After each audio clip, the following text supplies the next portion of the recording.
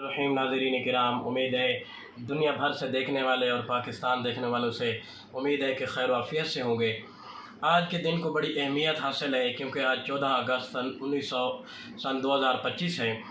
आज पाकिस्तान की यौम आज़ादी का दिन है और पाकिस्तान को आज 78 साल हो गए। अल्लाह के फजल से ये अल्लाह की नेमत जो हम पर पूरी हुई, 78 साल यौम आज़ादी सबको मुबारक हो।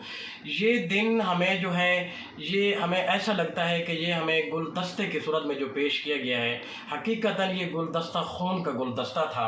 हकीकतन ये दिन जो है एक बहुत बड़ी कुर्बानी का दिन है कि हमारे बुज़ुर्गों ने, हमारे उलमाए किराम ने, कमों पे 6 लाख उलमाए किराम ने जानों का नजराना पेश किया इस आज़ादी को हासिल करने के लिए। कि जो नारा लगाया था पाकिस्तान का मतलब क्या, ला इलाहा इल्लल्लाह, इसके हसूल के लिए कि पाकिस्तान के अंदर इस्लामी कवानीन हर इदारे के अंदर उन्होंने जो कुर्बानी दी, कुर्बानी देते वक्त उन्होंने सिर्फ इतना लफ्ज़ कहा, जब बाहर आए तो हमें भी याद कर लेना।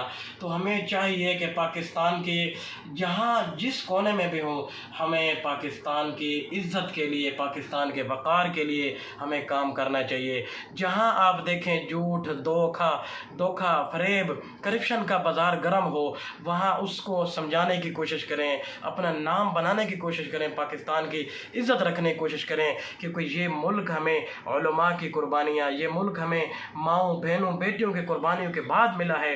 कोशिश करनी चाहिए ये पाकिस्तान की इज़्ज़त के लिए जो हमारे उलमा ने, जो हमारे बुज़ुर्गों ने काम किया है, उसकी हम लाज रख सकें।